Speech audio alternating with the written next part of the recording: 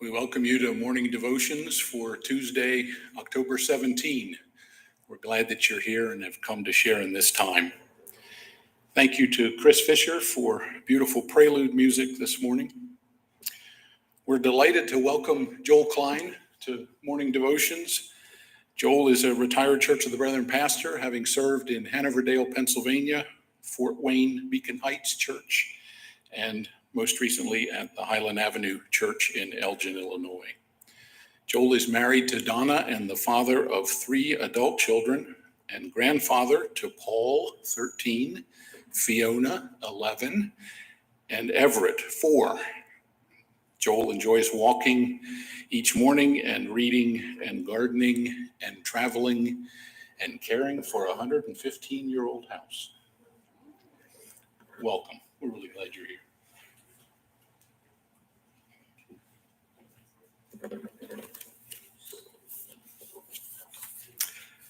Thank you. It's always nice to make the trip over here, particularly this morning. The leaves are starting to change, and it was a really pretty nice drive. At first, I thought I was going to get behind every school bus between here and Fort Wayne, but once I got out in the open road, it wasn't so bad. I want to begin by reading a text from the 56th chapter of the prophet Isaiah, verses 1 through 8. Thus says Yahweh, do what is right, work for justice, for my liberation is about to come, and my justice is about to be revealed. Happy is the person who does this. Happy is the person who holds to it, who observes the Sabbath and does not profane it, and keeps one's hands from evil deeds. Foreigners who would follow Yahweh should not say, Yahweh will surely exclude me from this people. Nor should the eunuch say, and I am a dried up tree. For thus says Yahweh, to the eunuchs who keep my Sabbath, who choose that which pleases me and hold fast to my covenant, to them I will create within my temple and its walls a memorial and a name better than that of daughters and sons. I will give them an everlasting name that will not be excised. And the foreigners who join themselves to me, ministering to me, loving the name of Yahweh and worshiping me, all who observe the Sabbath and do not profane it and cling to my covenant. These I will bring to my holy mountain and make them joyful in my house of prayer. Their burnt offerings and their sacrifices will be acceptable on my altar, for my house will be called a house of prayer for all peoples. Thus says the sovereign Yahweh, who gathers the diaspora of Israel. There are others I will gather beside those already gathered.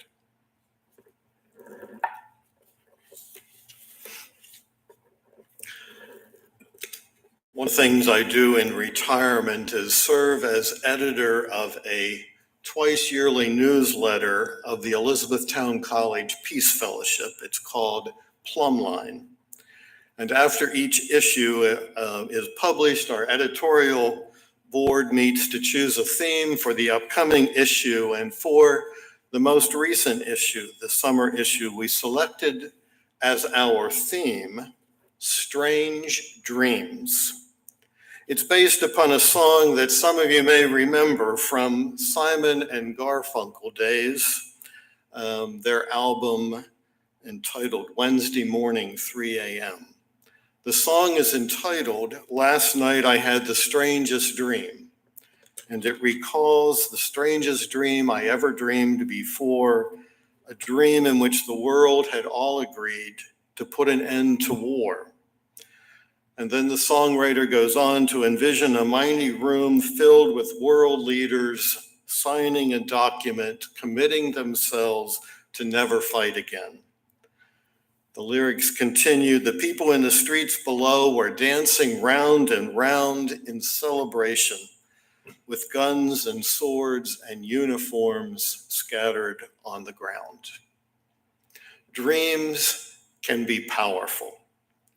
And yet in our kind of world where we've grown accustomed to seemingly endless violence, to the spiraling proliferation of incidents of mass murder, and to daily gruesome images of the appalling destructiveness of war on our nightly news, dreams of peace can seem so hopelessly naive.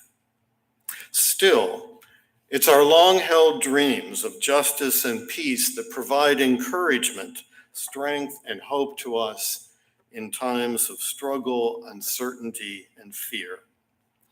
The ancient prophet Joel, for example, who was speaking to a people all too familiar with brokenness and angst, anticipated the coming of a time when God would pour out God's Spirit on all humankind. A time when your sons and your daughters will prophesy, your elders will have prophetic dreams, and your young people will see visions. In those days, the prophet proclaims for God, I will pour out my Spirit even on those in servitude, women and men alike. And in the text I just read from Isaiah 56, on the heels of announcing that God calls us to do what is right, to work for justice, the prophet continues, happy is the one who does this, happy is the person who holds to it. And perhaps we could paraphrase the prophet's thought this way, happy are those who follow their dreams, who hold fast to their deepest yearnings for a world in which Christ's way of overflowing grace and compassion, of transforming justice and peace might indeed begin to take root. With thoughts such as these in mind, our Plumline editorial board invited several members of our Peace Fellowship to reflect on those dreams that nurture their inner beings and encourage them to continue working for justice and peace in their local communities and in the often broken and conflicted world around them. And this morning, I would invite you to ponder similar questions. What are the dreams that undergird your faith and your commitment to the way of peace Jesus proclaimed some 2,000 years ago? What visions continue to give substance to your yearnings for a world in which swords are beaten into plowshares and spears into pruning hooks? What strengthens and emboldens you to embrace this challenging work of living and proclaiming an alternative world based on the values and the vision and the teachings of Jesus? With these kinds of questions in mind, consider with me this lesson from Isaiah 56. Many biblical scholars have noted that there are multiple voices, varying perspectives that contribute to this lengthy book that we label Isaiah. Much of the first 39 chapters appear to be set some 150 years before the traumatic events that surround Israel's time of exile, that difficult time when the city of Jerusalem and its temple were destroyed and much of the citizenry was forced to live in the enemy land of Babylon. In other words, those chapters predate the time of exile. And one finds in those first 39 chapters frequent callings for people to live faithfully that they might avoid a possible coming time of judgment. But the people don't pay much attention to the prophet, not too surprisingly, as people have difficulty hearing prophetic words today. And given that failure, one might expect that once the exile has happened, subsequent prophetic voices might perhaps taunt those exiles with words something akin to, "I told you so. This was surely going to happen." But beginning in chapter 40, as the voice of a second Isaiah emerges, we discover a surprising twist to the story. The very people who had given up hope while languishing in exile are now urged, in spite of their unfaithfulness, to trust that something new is in the works. In words that we frequently read and cherish in the upcoming Advent season, anticipating the birth of Jesus, the prophet urges those despairing exiles to begin to anticipate now a return to their beloved homeland in Jerusalem. You will remember the words of chapter 40 and its words of encouragement. "Console my people, give them comfort, says your God. Speak tenderly to Jerusalem's heart. Tell them that its time of service has ended, that its iniquity is atoned for." And then the prophet continues by urging the people to pay attention to a voice crying out, "Clear a path through the wilderness for Yahweh, make a straight road through the desert for our God. Let every valley be lifted."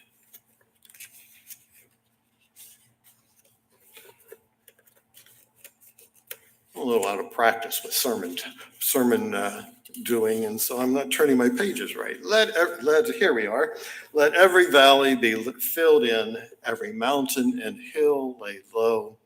Let every cliff become a plain and the ridges become a valley." Richard Rohr, who's a frequent writer about the spiritual life, in a recent email reflection asserted that small souls are incapable of knowing a great God, and great souls are never satisfied with a small or stingy God. Second Isaiah is inviting those despairing exiles to expand their souls, and along the way, to recognize that ours is a God for whom judgment is never the final word. Ours is not a small and stingy God, but rather a God of unending grace, overflowing compassion, generous mercy, and seemingly unimaginable loving kindness. And yet, when those ancient Israelites finally returned from exile, still all was not well. They came face to face with the aftermath of Jerusalem's destruction, and chapter 56 marks the beginning of yet another section in Isaiah, with a third prophetic voice who once again urges the people to hold fast to their dreams, even in this time of great uncertainty. Many of those returning exiles were inclined to retreat into themselves, to close ranks, to narrowly define who belongs to the people of God, to spend time trying to define who's in and who's out. But the prophet strongly suggests otherwise, proclaiming now is the time not to be creating more barriers and building more walls of exclusion, but instead foreigners and eunuchs, people typically held at arm's length, are now invited to be an integral part of God's covenant, to share in the bounty of God's grace, to enter fully into the gift of God's community. This is what happens when we dare to dream strange dreams of life transformed. Our vision expands, our circles of inclusion grow, peace prevails, justice thrives. One of my favorite novels is Alan Patton's Cry the Beloved Country. You may know it, set in South Africa in the days when racial apartheid reigned supreme. Patton's novel tells the story of an old African pastor named Stephen Kumalo, who travels from his small rural village to the city of Johannesburg to find his son Jonathan, who has gone looking for greater economic opportunity. But when the old pastor arrives, he discovers that his son tragically is in jail for killing a white lawyer named Arthur Jarvis, who ironically was a vocal advocate for the rights of the native peoples and who had written a book about the urgent need for justice and transformation.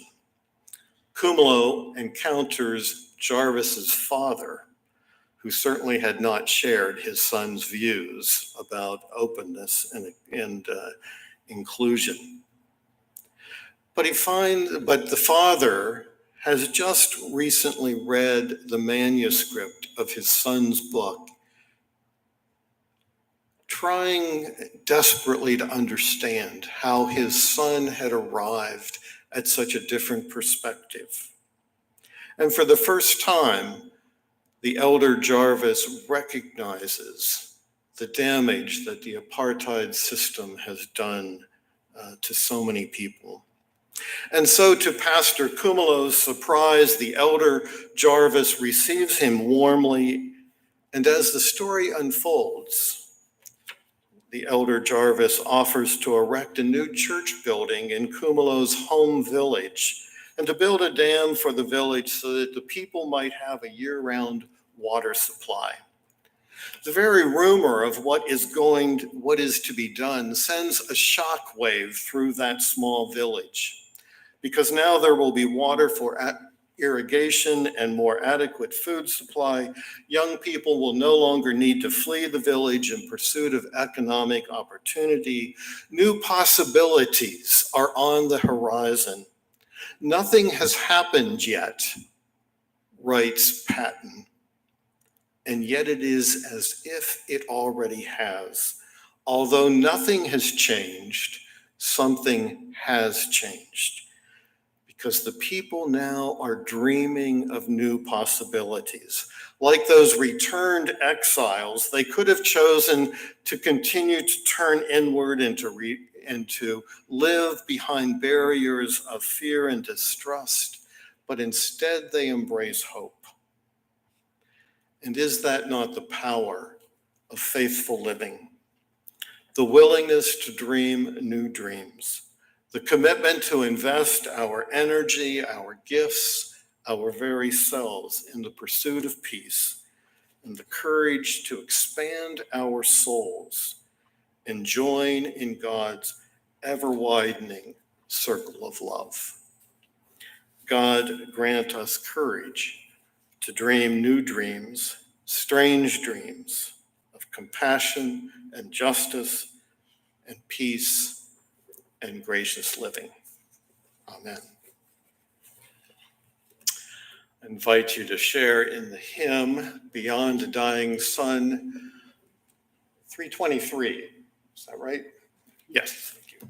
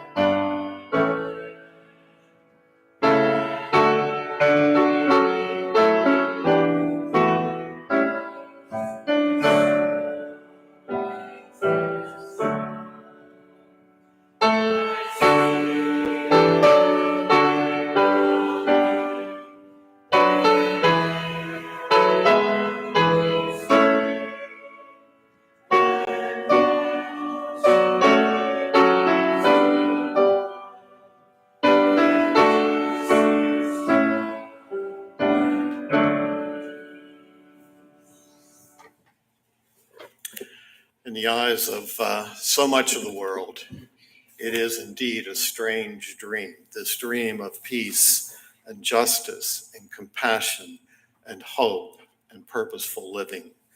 But it is the dream at the heart of our faith. Let us go seeking to live and to trust that a new world is indeed coming. Thanks be to God. Amen.